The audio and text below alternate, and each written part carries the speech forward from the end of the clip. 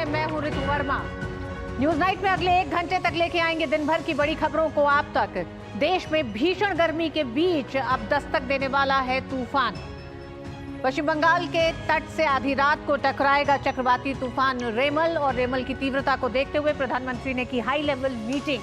इस high level meeting में रेमल से निपटने की तमाम तैयारियों की समीक्षा की प्रधानमंत्री नरेंद्र मोदी ने। बताएंगे आपको कि क्या कहा पीएम मोदी ने इस बैठक में। साथ ही साथ होगी बात लोकसभा चुनाव के अंतिम चरण के मतदान में। अब मात्र 5 दिन बचे हैं। 1 जून को 57 सीटों पर मतदान होना है। किस तरह से दोनों ही गठबंधन और तमाम राजनीतिक पार्टियां अपनी पूरी ताकत झोंक रही हैं इस चुनावी मैदान में, ये भी आप तक लेके आएंगे। लेकिन उससे पहले आइए शुरुआत करेंगे अभी तक की खास खबरों के साथ। प्रधानमंत्री नरेंद्र मोदी ने चक्रवात रेमल की तैयारियों के लिए की समीक्षा बैठक। चक्रवात के आज रात बांग्लादेश और बंगाल तट पर टकराने की संभावना। कोलकाता एयरपोर्ट से सभी उड़ानें रद्द। एनडीआरएफ की 12 टीमें तैनात। भारतीय नौसेना भी तैयार।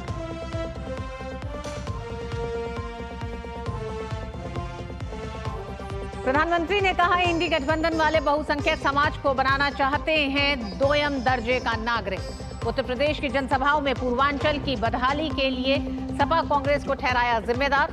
कहा कानून व्यवस्था और सपा का 36 का आंकड़ा।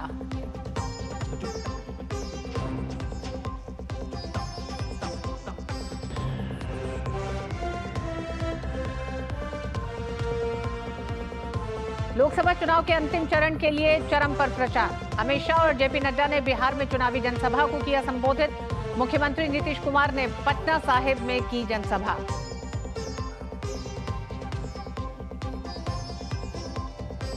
विपक्ष के दिग्गजों ने भी चुनाव प्रचार में झोंकी ताकत। कांग्रेस नेता राहुल गांधी ने हिमाचल प्रदेश के नाहन तो कांग्रेस महासचिव प्रियंका गांधी ने पंजाब के पटियाला में की चुनावी रैली। सपा प्रमुख अखिलेश यादव और आरजेडी नेता तेजस्वी यादव ने किया प्रचार। कांग्रेस नेता राहुल गांधी की ओर से पीएम मोदी और पत्रकारों के लिए अभद्र भाषा के इस्तेमाल पर सियासी घमासान। भाजपा ने राहुल के बयान को बताया अमर्यादित। पत्रकारों ने भी राहुल गांधी को भाषा की मर्यादा का पालन करने की दी सलाह।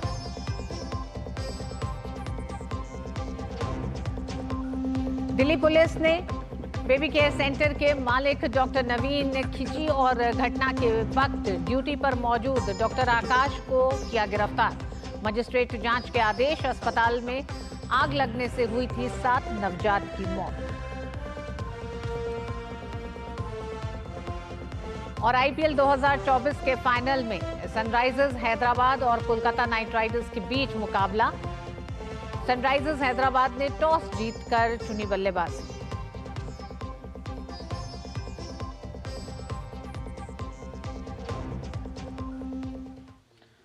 और पश्चिम बंगाल में आने वाले चक्रवाती तूफान रेमल को लेकर प्रधानमंत्री नरेंद्र मोदी ने अधिकारियों के साथ एक उच्च स्तरीय समीक्षा बैठक की है। बंगाल की खाड़ी से उठा चक्रवात रेमल तेजी के साथ आगे बढ़ रहा है और कुछ ही घंटों में तटों से टकराएगा। तटीय इलाकों में तेज हवाओं के साथ हल्की बारिश भी शुरू हो गई है। समुद्र में तेज लहरें उठने लगी हैं। उधर प्रशासन ने चक्रवात से होने वाले नुकसान से निपटने के लिए कमर कस ली है और आवश्यक कदम उठाए जा रहे हैं।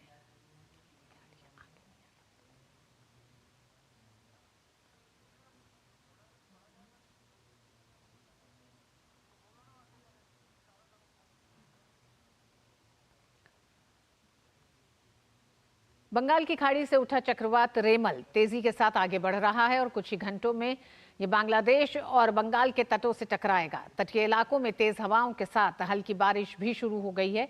समुद्र में तेज लहरें उठने लगी हैं। उधर प्रशासन ने चक्रवात से होने वाले नुकसान से निपटने के लिए कमर कस ली है और आवश्यक कदम उठाए जा रहे हैं। प्रशासन का संदेश खाली हिंगलंग क्षेत्र पर खास नजर बनाए हुए है।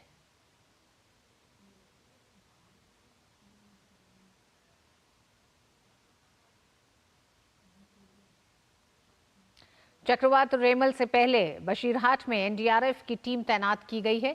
आईएमडी के अनुसार चक्रवात रेमल आज आधी रात को बांग्लादेश और आसपास के पश्चिम बंगाल तटों के बीच टकराएगा।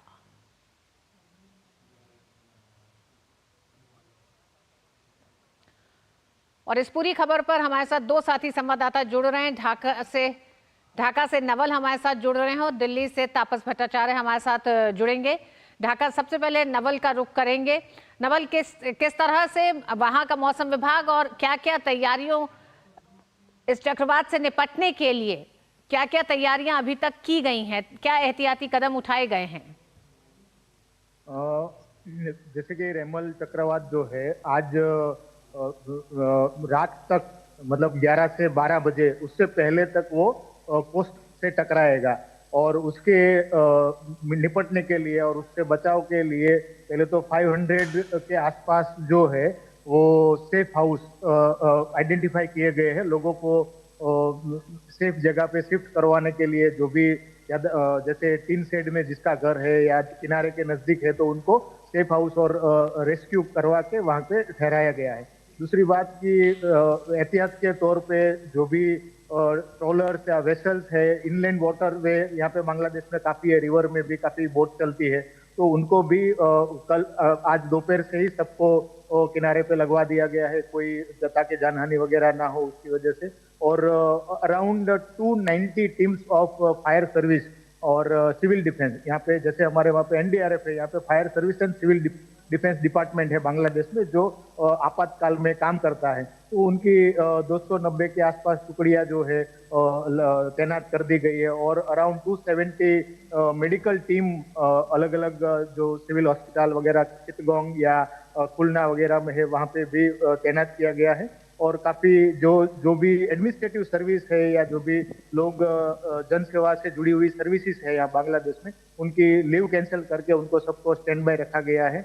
और अभी देखा जाए तो ऑलरेडी जो चक्रवात का लैंडफॉल का इफेक्ट जो है वो बांग्लादेश के जो तटीय इलाका है, पर्टिकुलरली खुलना और बोरिशाल डिवीजन के जो तटीय डिस्ट्रिक्ट है, सातखीरा, खुलना, बेगरहाट, बलुगना, भोला और पतुआखली, वहाँ पे लो लेइंग एरिया है बांग्लादेश का। ये जो वैसे देखा जाए तो ये Sundarban area either side of border, हमारी सरहद के दोनों साइड जो सुंदरबन एरिया है मेनली उस एरिया पे ही ये चक्रवात का लैंडफॉल हो रहा है। तो सुंदरबन इलाका जो है वहाँ पे लो लेइंग एरिया है, तो उसकी वजह से इन्यूडेशन पानी का भराव जो है नीचे के जो एरिया है वहाँ पे पानी का भराव होने की संभावना है, तो एम्बैंकमेंट बनाया जा रहा है और एहतियात के तौर पे लोगों को शिफ्ट कर दिया है ऑलरेडी वहां से और मेडिकल टीम वगैरह ऑलरेडी लगाया हुआ है। तो बांग्लादेश प्रशासन और यहाँ के प्रधानमंत्री शेख हसीना जी भी सिचुएशन पे नजर रखी हुई है, लेकिन अभी बारिश होने की भी संभावना है पूरे बांग्लादेश में। कल,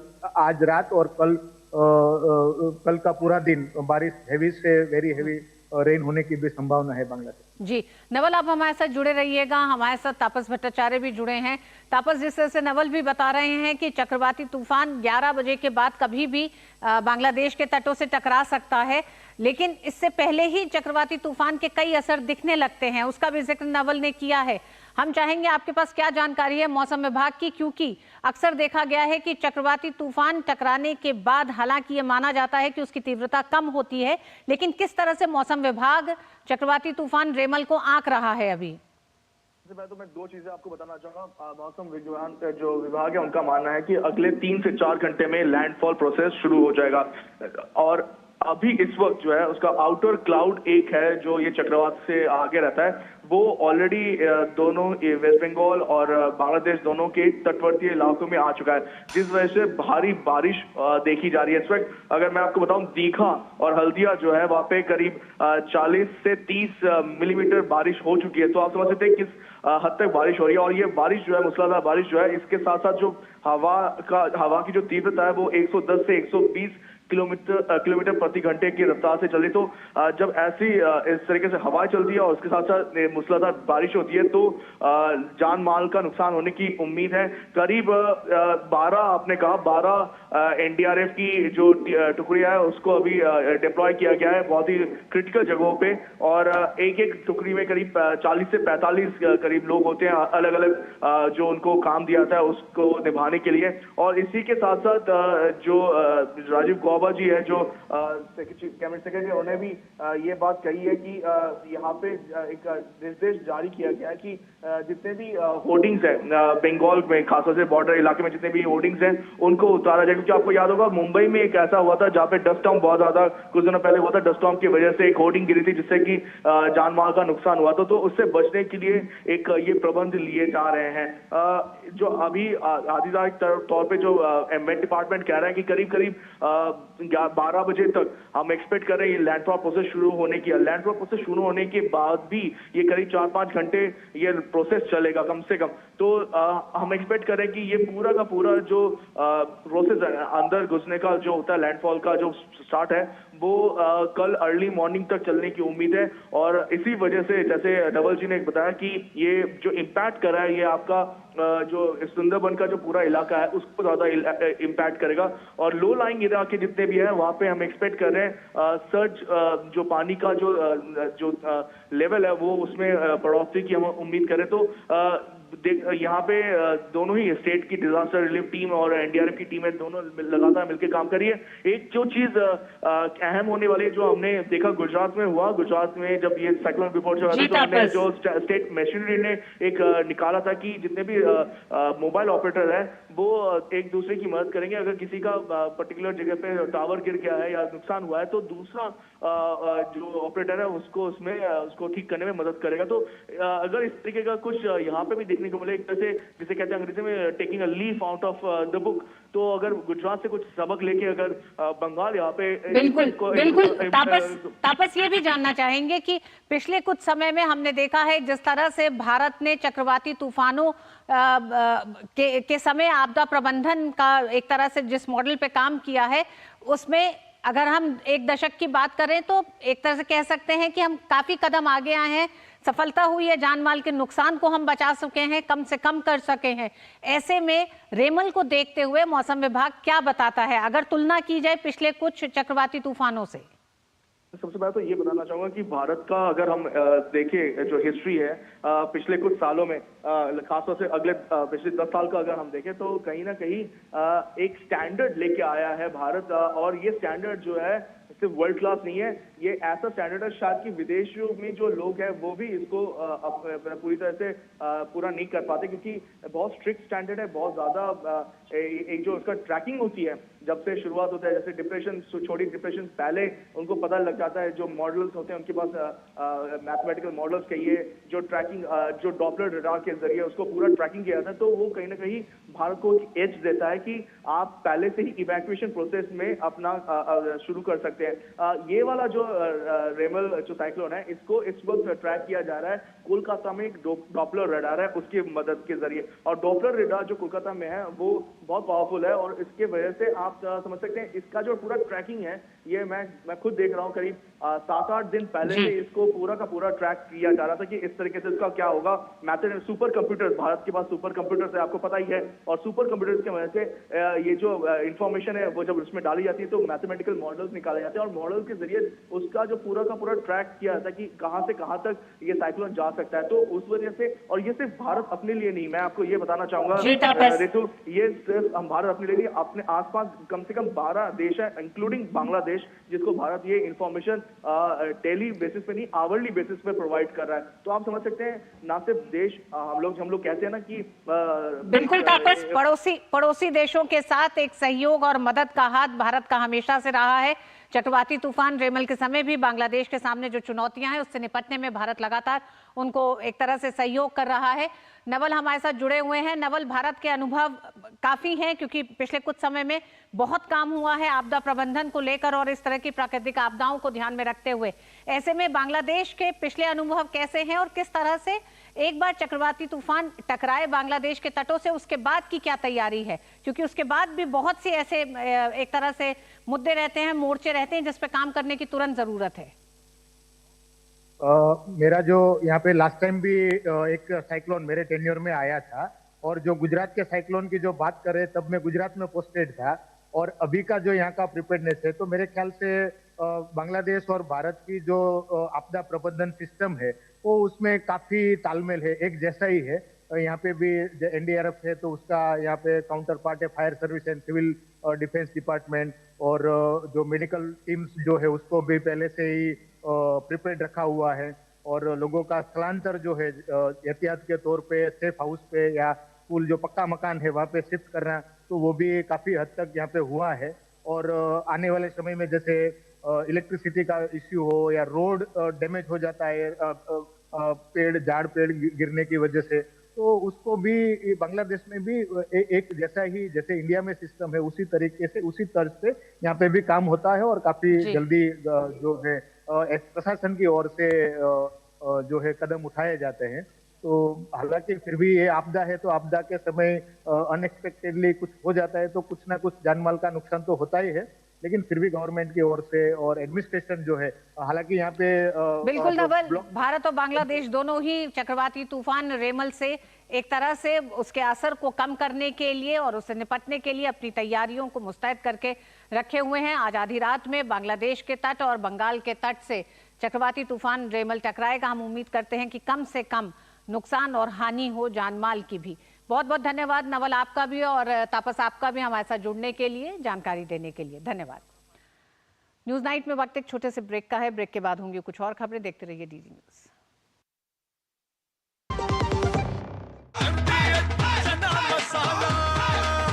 अब छोलिया हो या लोबिया, सफेद चने या काले चने, सब कुछ मजेदार बने।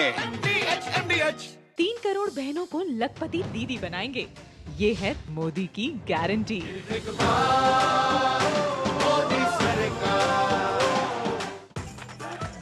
मैं क्या जी सब जानते हैं, जहां दिखे मारियो, अपना समझ के खा लियो। बात जब पीढ़ियों के लिए बनने वाले घर की हो तो जिम्मेदारी बड़ी हो जाती है। गैलेंट समझता है ये जिम्मेदारी। अब डबल एम रिब्स के साथ गैलेंट एडवांस TMT रीबार, निर्माण का रियल हीरो।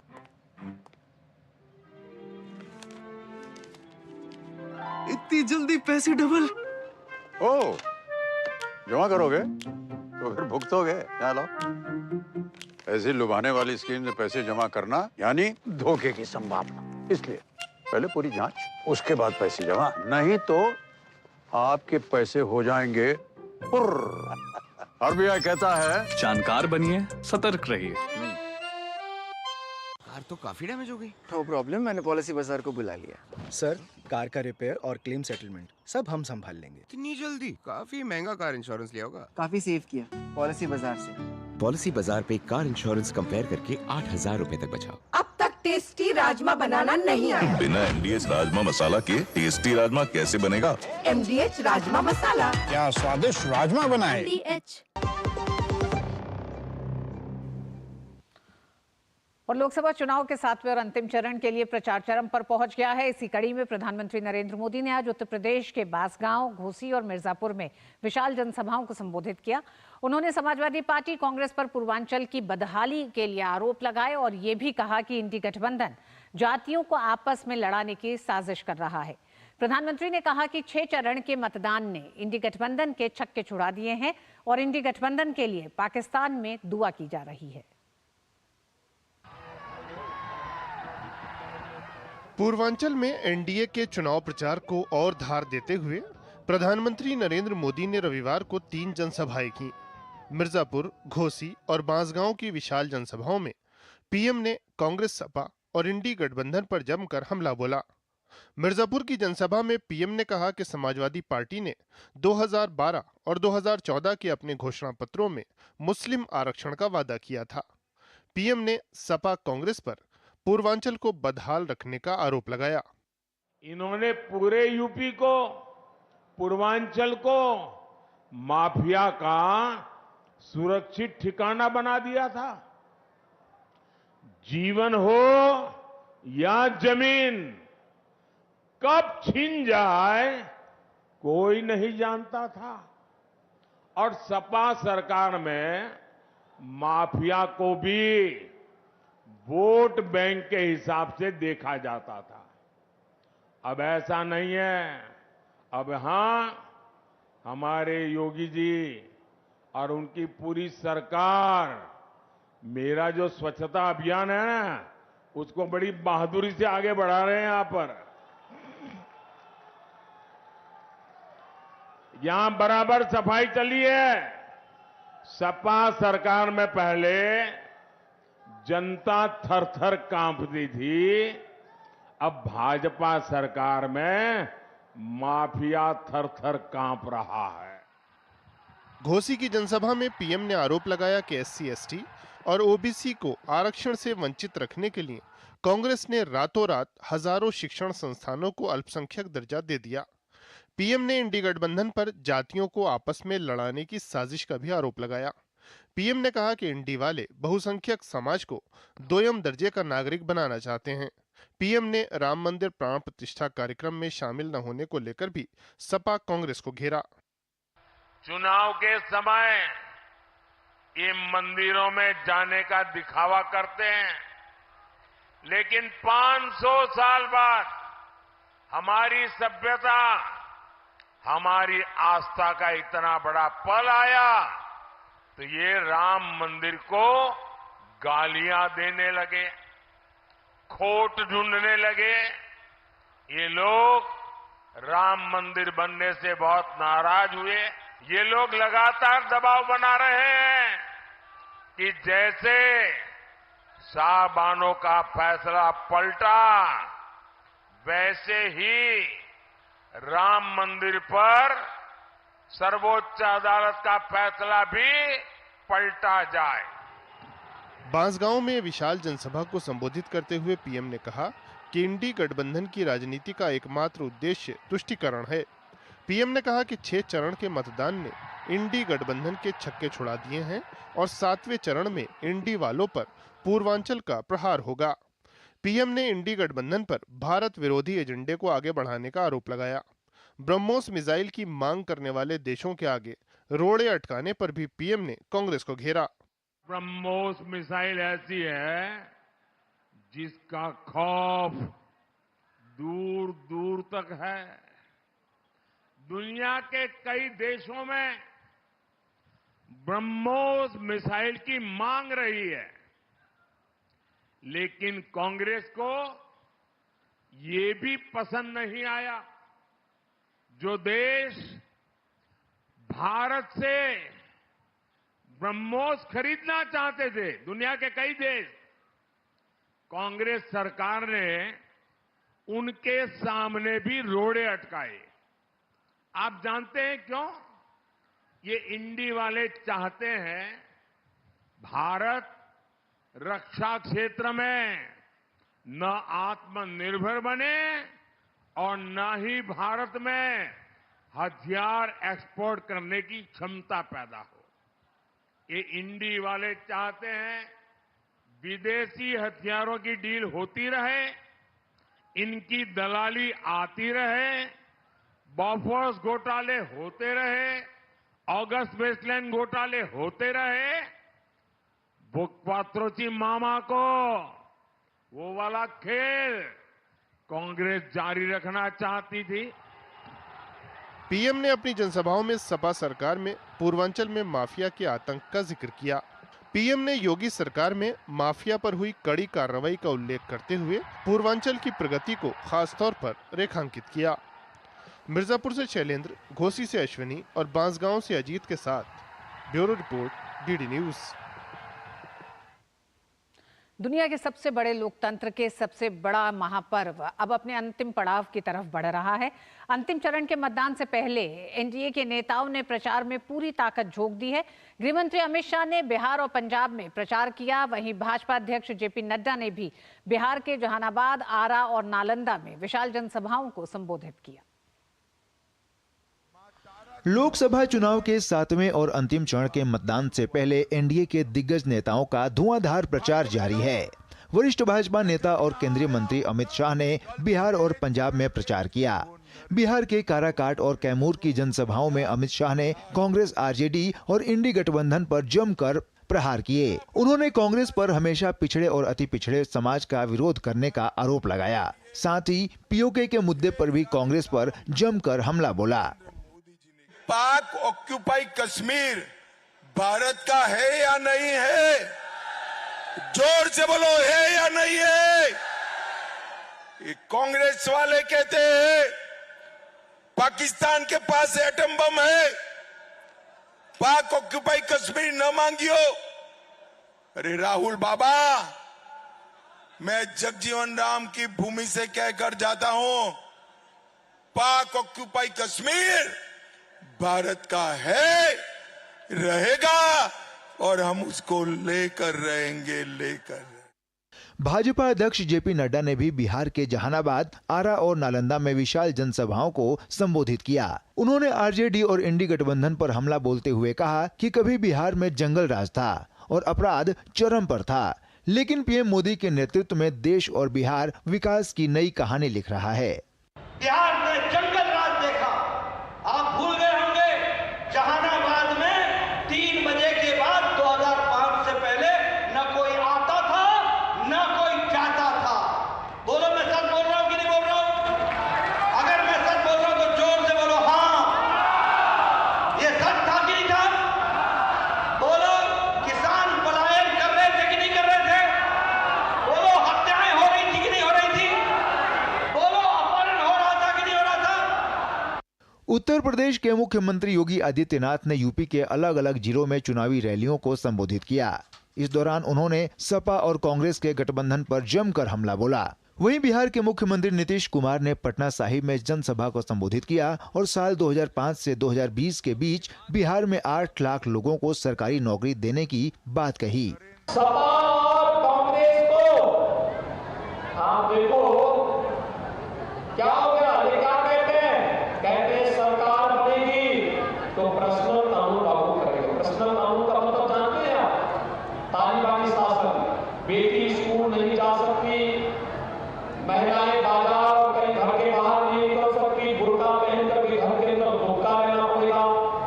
अरे यह देश बाबा साहब भीमराव अम्बेडकर के संविधान से चलेगा, यह देश किसी सरकारी कानून से नहीं चलेगा। आप जरा याद करिए 2005 से 2020 के बीच में हम लोगों ने 8 लाख लोगों को सरकारी नौकरी दी, लाखों लोगों को रोजगार दिया और हम लोगों ने 2020 में एक साथ से तय किया 10 लाख लोगों को रोजगार देंगे और 10 लाख लोगों को हम लोग 10 लाख लोगों को नौकरी देंगे, 10 लाख लोगों को रोजगार देंगे और 4 लाख से ज्यादा रोजगार हो गया। 1 लाख अभी तुरंत होने वाला है, 3 लाख पर भी काम हो रहा है और अगले साल जो विधानसभा का चुनाव होगा उसके पहले ही हम लोग ये सब 10 लाख का काम करेंगे। केंद्रीय मंत्री और हिमाचल प्रदेश के हमीरपुर सीट से भाजपा उम्मीदवार अनुराग सिंह ठाकुर ने कांग्रेस नेता राहुल गांधी पर निशाना साधा। उन्होंने कांग्रेस और राहुल गांधी पर अग्निवीर योजना और आरक्षण को लेकर झूठ फैलाने और लोगों को गुमराह करने के आरोप लगाए। राहुल गांधी जी एक बार फिर झूठ बोल कर गए, ने तो विधेयक को ही फाड़ने का काम किया था अपनी सरकार में। दूसरी ओर मोदी जी हैं जिन्होंने बाबा साहब अम्बेडकर के संविधान पर माथा टेककर अपना काम शुरू किया। झूठ बोलना बंद करिए, नहीं तो एक बार फिर आपकी लॉन्च फेल हो रही है। इस बार कांग्रेस 40 सीटों के लिए हाथ जोड़ रही है। इस बीच प्रधानमंत्री नरेंद्र मोदी के निर्वाचन क्षेत्र वाराणसी पहुंचे विदेश मंत्री और भाजपा नेता एस जयशंकर ने दावा किया कि 4 जून को एनडीए 400 सीटों के आंकड़े को पार करेगा और पीएम मोदी तीसरी बार देश की कमान संभालेंगे। जनादेश डेस्क, डीडी न्यूज।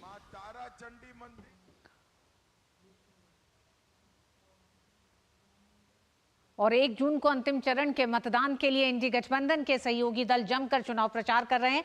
कांग्रेस नेता राहुल गांधी ने हिमाचल प्रदेश में जनसभा की तो पार्टी महासचिव प्रियंका गांधी वाड्रा ने पंजाब में हुंकार भरी। समाजवादी पार्टी प्रमुख अखिलेश यादव ने भाजपा पर झूठ बोलने का आरोप लगाया, तो वहीं आरजेडी नेता तेजस्वी यादव ने कहा कि इंडी गठबंधन 300 पार करने जा रही है।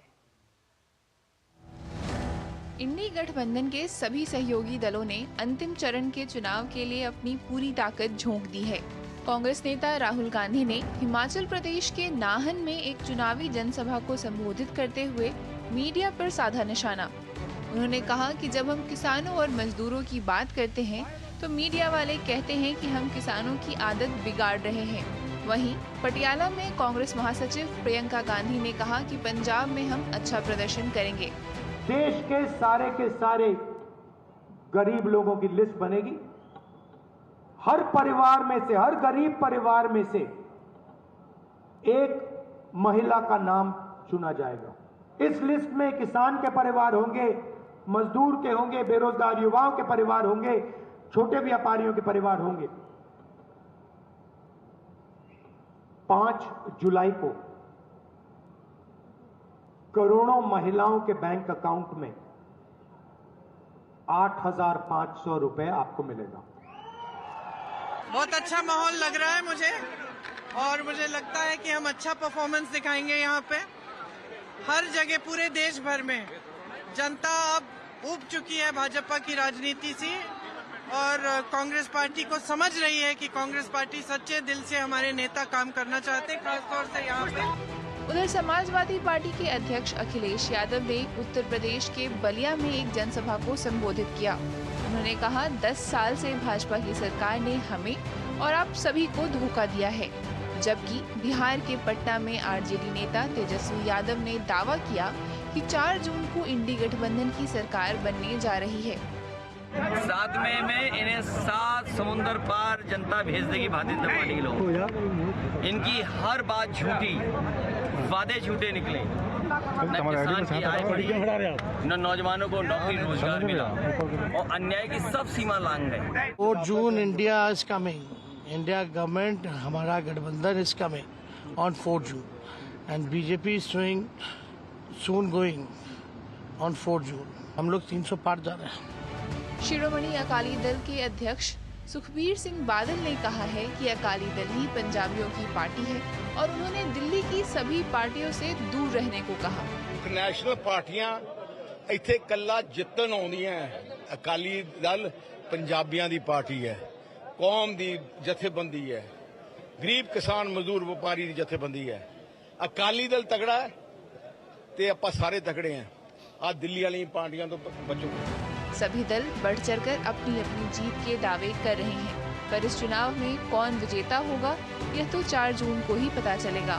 Bureau report, DD news. और चुनाव से जुड़ी खबरें जारी हैं, वक्त एक छोटे से ब्रेक का है। जीरा से प्यास बुझाए, डाइजेशन के लिए मस्त, शरीर में नमक पानी का बैलेंस बनाए।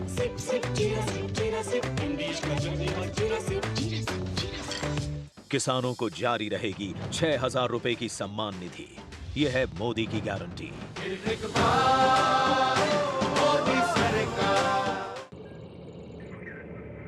Curiosity can take you to some out of the world places.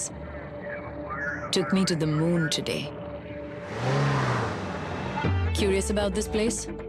Scan this QR code before I take it off with my Seat tires.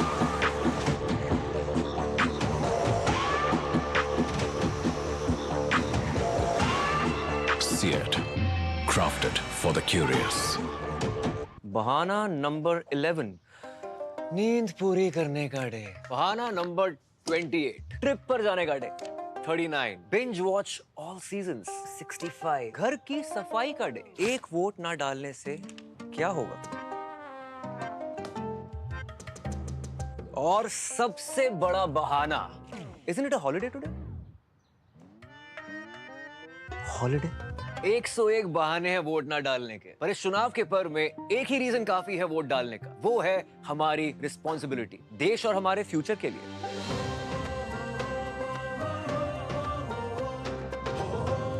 तो चलो सब मिलकर मनाते हैं इस चुनाव के पर्व को गर्व के साथ। स्वाद से सबको दीवाना कर दे, दीवाना कर दे। पता का चाय, गजब का स्वाद। पाव भाजी को फेवरेट बनाता है MDH पाव भाजी मसाला। MDH पाव भाजी मसाला। MDH बनाए पाव भाजी लाजवाब। MDH। कांग्रेस नेता राहुल गांधी ने एक जनसभा के दौरान प्रधानमंत्री नरेंद्र मोदी और पत्रकारों, खासकर एक महिला मीडिया कर्मी के लिए अभद्र भाषा का इस्तेमाल किया है। राहुल गांधी ने कहा कि पीएम मोदी एकमात्र जिंदा इंसान जिनका डायरेक्ट परमात्मा से कनेक्शन है। वहीं उनके इंटरव्यू लेने वाले पत्रकारों को राहुल गांधी ने चमचा कहा है। ये कोई पहला मामला नहीं है जब राहुल गांधी ने पत्रकारों के लिए अमर्यादित भाषा का इस्तेमाल किया है। इससे पहले भी राहुल गांधी ने दिल्ली में एक जनसभा में कई पत्रकारों पर पीएम से आसान सवाल पूछने का आरोप लगाते हुए उन्हें चमचा कहा था। अच्छा, एक नई बात चली है, पता नहीं आपने सुना नहीं सुना। उन्हीं चमचों के साथ इंटरव्यू में एक चमची पूछती है, नरेंद्र मोदी जी आप में इतनी ऊर्जा कहां से आती है, इतनी एनर्जी कहां से आती है? नरेंद्र मोदी जी का जवाब आता है, मैं बायोलॉजिकल नहीं हूं, बायोलॉजिकल नहीं हूं। पता नहीं चीजें कैसे होती हैं, परमात्मा ने मुझे भेजा है और मैं बायोलॉजिकल नहीं हूं, मैं परमात्मा का काम करता हूं, मुझे परमात्मा ने मिशन पे भेजा है। मतलब हिंदुस्तान के बड़े से बड़े महापुरुषों ने यह बात नहीं बोली, मगर नरेंद्र मोदी जी को लगता है कि परमात्मा ने उनको चुना है, सिर्फ उनको। हम सब बायोलॉजिकल हैं, हिंदुस्तान के किसान, मजदूर, प्रेस रिपोर्टर सब बायोलॉजिकल, मगर नरेंद्र मोदी बायोलॉजिकल नहीं, एक व्यक्ति को भेजा है, परमात्मा ने भेजा है। तो कांग्रेस नेता राहुल गांधी के प्रधानमंत्री नरेंद्र मोदी और पत्रकारों को लेकर दिए गए बयान पर भाजपा ने तीखा हमला बोला है। भारतीय जनता पार्टी ने राहुल गांधी पर तंज कसते हुए कहा कि वह हताशा से घिरे हुए हैं और उन्हें मानसिक इलाज की जरूरत है। राहुल गांधी की केवल भाषा ही अमर्यादित नहीं है, बल्कि उनके विचार भी अमर्यादित हैं। जिस तरह की अशोभनीय भाषा का वह प्रधानमंत्री के लिए प्रयोग करते हैं, वह बिल्कुल ठीक नहीं है। राहुल गांधी के लिए कभी भी देश हित आगे नहीं रहा, चाहे वह भारत पाकिस्तान के संबंधों की बात हो या चीन के साथ उनके व्यक्तिगत संबंध, अपनी राजनीतिक रोटियां सेकने का काम हो, उन्होंने भारत के हित को कभी भी आगे नहीं रखा। मीडिया पर हमला करना ये राहुल गांधी का चरित्र और उनके डीएनए का हिस्सा ही है। आपको तो याद ही होगा कि नेहरू जी ने सबसे पहला संशोधन संविधान में करके बोलने की आज़ादी पर अंकुश लगाया। उसके बाद इंदिरा गांधी जी ने तो इमरजेंसी लगाकर मीडिया को किस प्रकार से उन्होंने बंद करवाने का ही काम कर दिया। उसके बाद राजीव जी ने एक नहीं दो ऐसे कानून लाने का प्रयास किया जिससे कि मीडिया का आवाज को दबाया जा सके। तो आज जब राहुल गांधी, जिनके गठबंधन ने 14 पत्रकारों का बहिष्कार भी किया, यदि वो मीडिया के लिए अमर्यादित टिप्पणी, उनको चमचा, चमचो, चमची इस प्रकार से कहते हैं, तो वो तो अपने डीएनए और अपने राजनीतिक चरित्र का परिचय ही दे रहे हैं। राहुल गांधी अब तक जो है प्रधानमंत्री नरेंद्र मोदी जी के लिए अपशब्दों का प्रयोग कर रहे थे, भारतीय जनता पार्टी के लिए अपशब्दों का प्रयोग कर रहे थे, राष्ट्रीय स्वयंसेवक संघ के लिए अपशब्दों का प्रयोग कर रहे थे, लेकिन वह इतने कुंठित हो गए हैं, इतना उनका जो है विश्वास पतित हो चुका है कि वह अब पत्रकारों के लिए भी अपशब्दों का प्रयोग करने पर आमादा हो गए हैं। राहुल गांधी, कृपा करके आप किसी अच्छे जानकार व्यक्ति से जो है अपना इलाज कराएं ताकि आप हताशा से बाहर आ सकें। तो राहुल गांधी अपनी टिप्पणी के लिए चौतरफा आलोचना के शिकार हो रहे हैं। वहीं दिल्ली के मुख्यमंत्री अरविंद केजरीवाल ने पंजाब में एक जनसभा में पंजाब में 56,000 करोड़ के निवेश लाने का दावा किया है। उन्होंने टाटा का दूसरा सबसे बड़ा स्टील का प्लांट पंजाब में लगने और जर्मनी और नीदरलैंड जैसे देशों की कंपनियों के प्लांट लगने शुरू होने का भी दावा किया है।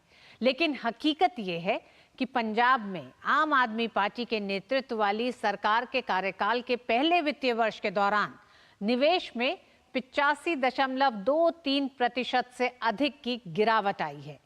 एमएसएमई, एक्सपोर्ट प्रमोशन काउंसिल और confederation of organic food producers and marketing agencies द्वारा एक अध्ययन में कुछ दिन पहले कहा गया था कि वित्तीय वर्ष 22-23 में पंजाब को केवल 3,492 करोड़ रुपए का निवेश प्राप्त हुआ, जो वित्तीय वर्ष 21-22 यानी 21-22 से जो तुलना की उसमें प्राप्त 23,655 करोड़ रुपए के निवेश से 85% कम था।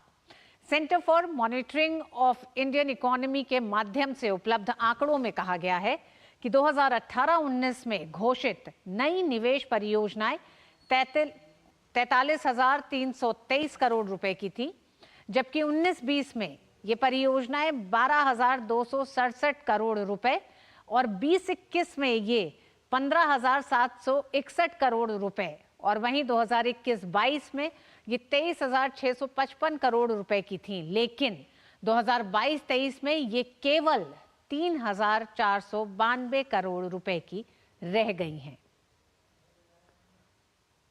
तो अरविंद केजरीवाल पंजाब में जो साल से आपका अपना बेटा भगवंत मान 24 घंटे काम कर रहा है कि नहीं कर रहा है? बिजली का बिल किस किस का जीरो आता है? हाथ खड़े करो। ये जादू है, जादू। तो अरविंद केजरीवाल पंजाब में जिस निवेश का दावा कर रहे हैं उसकी पोल खोलते वो तमाम आंकड़े हैं जो सामने आ रहे हैं। वक्त एक छोटे से ब्रेक का है, ब्रेक के बाद खबरें जारी रहेंगी।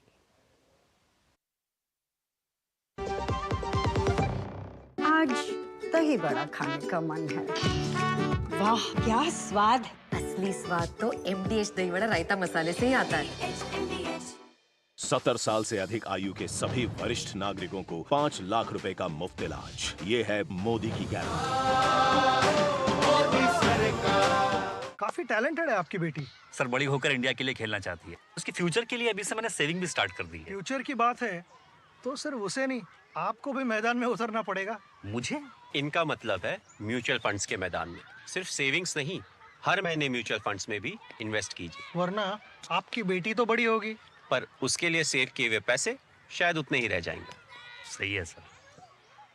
म्यूचुअल फंड निवेश बाजार जोखिमों के अधीन है। योजना से जुड़े सभी दस्तावेजों को ध्यान से पढ़ें। शुक्ला बता रहा था आपके बाबूजी ने जायदाद का कुछ हिस्सा नौकर के नाम कर दिया। अब नौकर हर काम अपना घर समझ के करेगा। समर कूल, जो हर दिल करे कबूल। बात जब पीढ़ियों के लिए बनने वाले घर की हो तो जिम्मेदारी बड़ी हो जाती है। गैलेंट समझता है ये जिम्मेदारी। अब डबल M रिब्स के साथ गैलेंट एडवांस TMT रीबार, निर्माण का रियल हीरो। गोल्डी छोले मसाले, जहाँ जाए रिश्ते बनाए। जहाँ जाए रिश्ते बनाए, गोल्डी मसाले।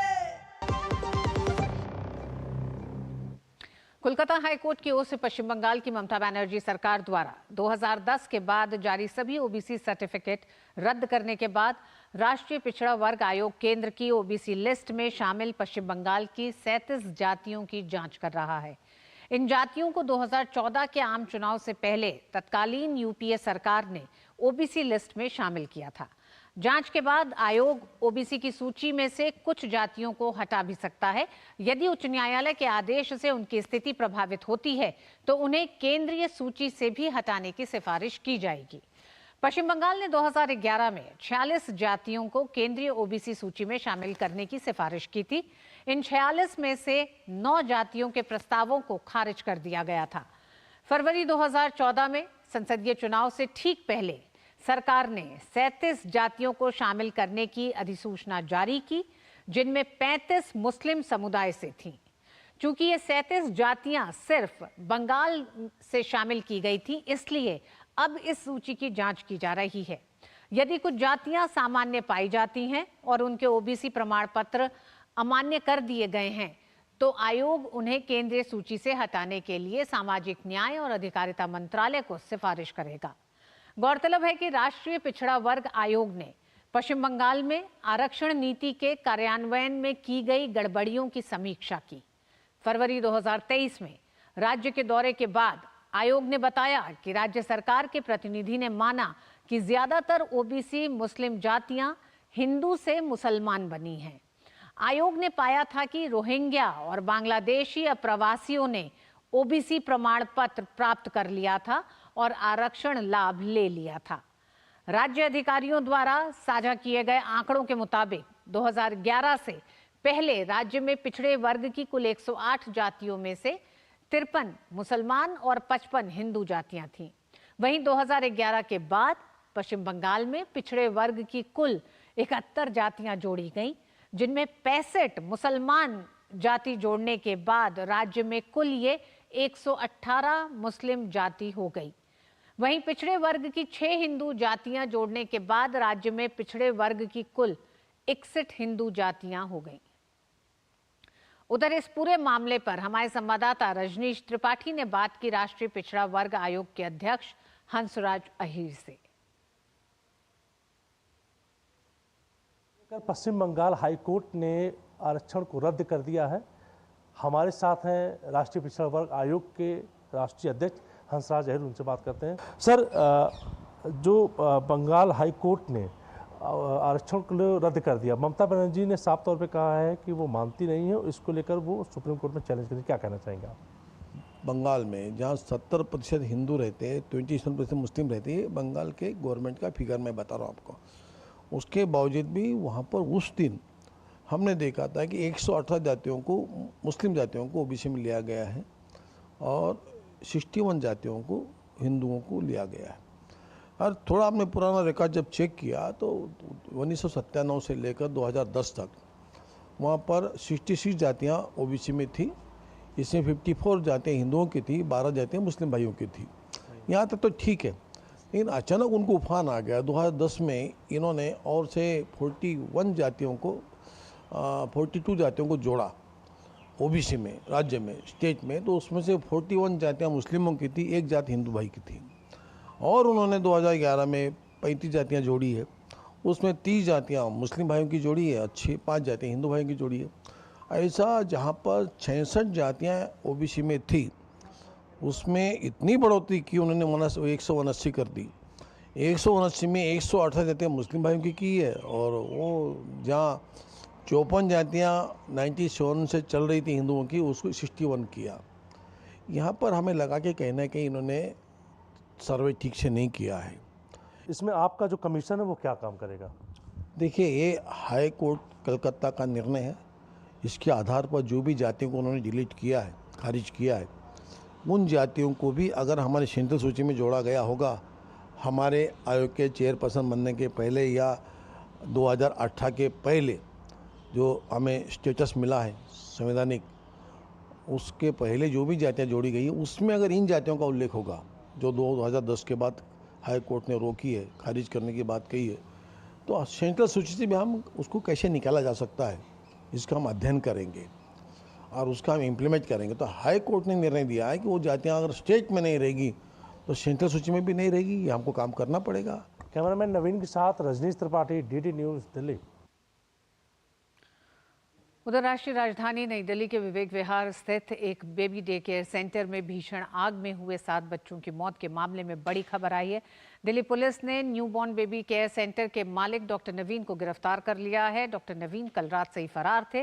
नई दिल्ली के विवेक विहार स्थित एक बेबी डे केयर सेंटर में शनिवार देर रात भीषण आग में 7 नवजातों की मौत हो गई थी। घायल हुए 6 बच्चों का एक अन्य अस्पताल में इलाज चल रहा है। घटना के समय सेंटर में 12 नवजात भर्ती थे। दमकल विभाग के अनुसार कई घंटों की मशक्कत के बाद आग पर काबू पाया गया। स्थल की जांच के दौरान पता चला कि दिल्ली के एनसीटी की समय सीमा 31 मार्च को ही समाप्त हो चुकी थी। डॉक्टर नवजात शिशु का इलाज करने के लिए योग्य नहीं थे। आग लगने की स्थिति में उक्त अस्पताल में कोई अग्निशामक यंत्र भी नहीं था और किसी भी अप्रिय घटना की स्थिति में अस्पताल में कोई आपातकालीन निकास नहीं था।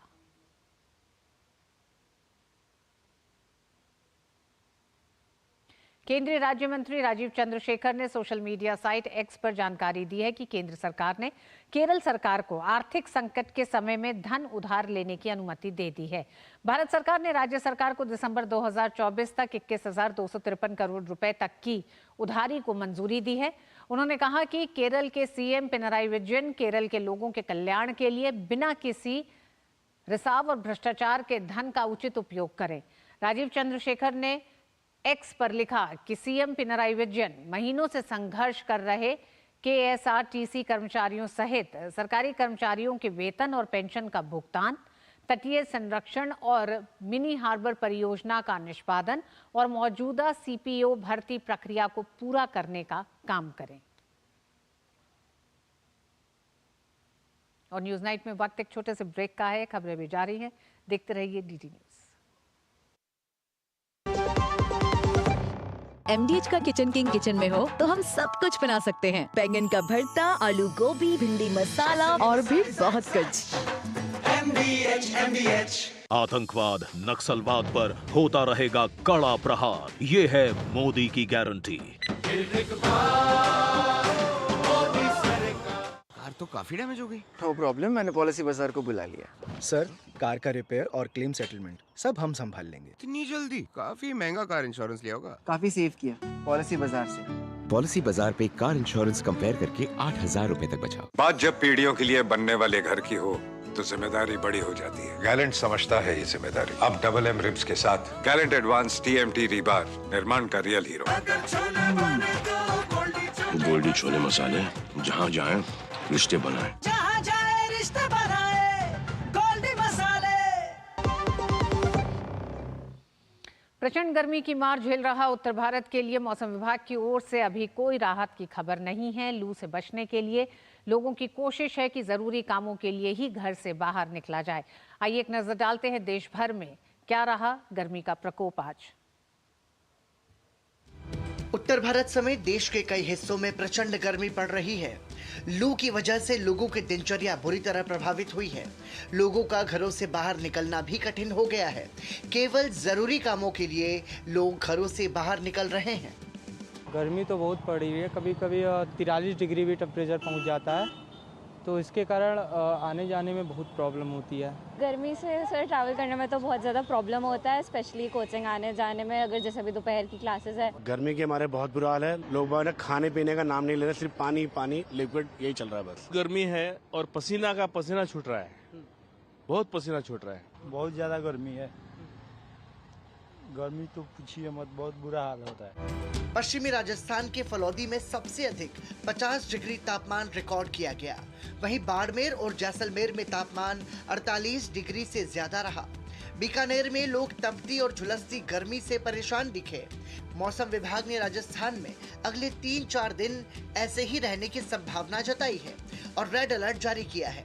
मौसम वैज्ञानिक नरेश कुमार ने बताया कि फिलहाल पंजाब में उतनी गर्मी नहीं है, लेकिन आने वाले दिनों में पंजाब में पारा बढ़ सकता है। मौसम विभाग ने पंजाब में 2 दिनों के लिए ऑरेंज अलर्ट और फिर रेड अलर्ट की घोषणा की है। हरियाणा में मौसम विभाग ने पहले ही रेड अलर्ट जारी किया हुआ है। दिल्ली NCR में तापमान पहले ही 45 डिग्री से ऊपर दर्ज किया जा रहा है। दिल्ली में पहले ही रेड अलर्ट की चेतावनी दी गई है। वहीं जम्मू कश्मीर के जम्मू संभाग में हीट वेव लोगों के लिए मुसीबत का सबब बनी हुई है। राजस्थान की बात करें तो आने वाले 3-4 दिन ऑलमोस्ट ऐसे रहने वाले हैं। उसके लिए हमने अभी रेड अलर्ट दे रखा है। उसके बाद थोड़ा टेम्परेचर्स में ग्रेजुअल गिरावट आएगी। अगर आप पंजाब हरियाणा की बात करें, हरियाणा में भी हमने रेड अलर्ट दे रखा है 3 दिन के लिए। उसके बाद थोड़ा टेम्परेचर्स में हम गिरावट आने की उम्मीद है। NCR दिल्ली की बात करें, जहां जो टेम्परेचर्स है, जहां भी आज heat wave to severe heat wave हो सकती है और आने वाले 3 दिनों में ऑलमोस्ट सेम सिनेरियो ही रहने वाला है। इस बीच राजस्थान जोधपुर शहर में रविवार को तेज हवाओं के साथ बारिश हुई। राहत की बात यह है कि मौसम विभाग ने सभी जगहों पर 2 से 3 दिनों के बाद तापमान में कमी होने का अनुमान व्यक्त किया है। मौसम विभाग ने हिमालयी क्षेत्रों में मौसम में बदलाव के कारण पंजाब और सटे इलाकों में हल्की बारिश की संभावना जताई है। Bureau report, DD news. और खबर खेल के मैदान से भारतीय महिला जिम्नास्ट दीपा कर्माकर ने एशियाई जिम्नास्टिक चैंपियनशिप में स्वर्ण पदक जीत लिया है। इस जीत के साथ ही दीपा कर्माकर एशियाई जिम्नास्टिक चैंपियनशिप में पदक जीतने वाली पहली भारतीय एथलीट बन गई हैं। दीपा ने व्यक्तिगत वॉल्ट के फाइनल में 13.566 के औसत स्कोर के साथ 8 जिम्नास्टों के बीच शीर्ष स्थान हासिल किया।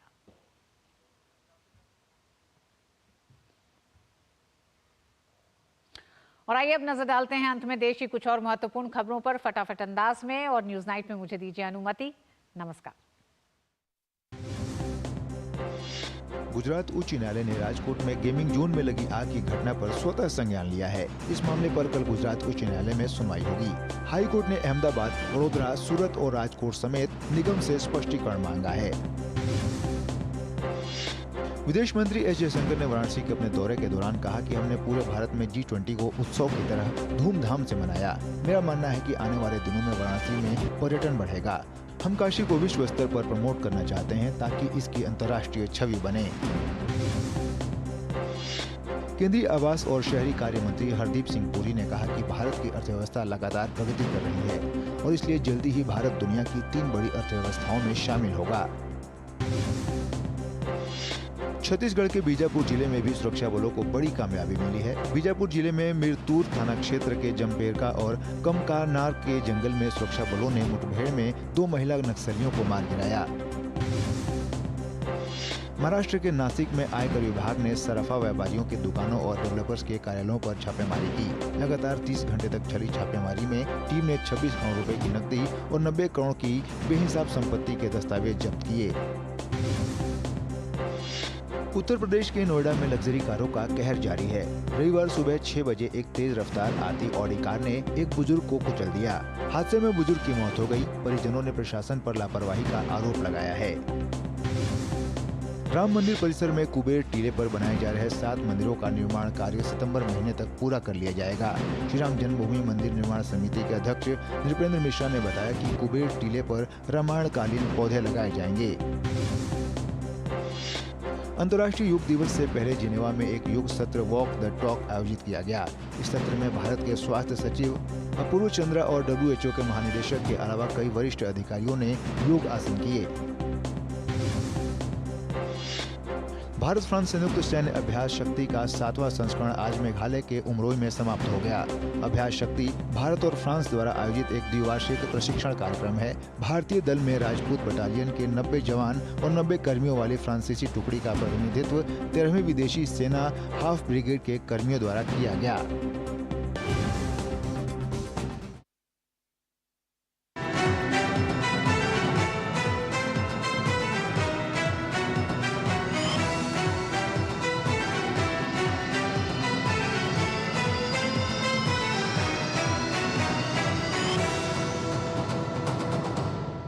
न्यूज नाइट के प्रायोजक थे MDH, बढ़िया है, शुद्ध है। MDH मिर्ची, धनिया, हल्दी, असली मसाले, सच। MDH Gallant advance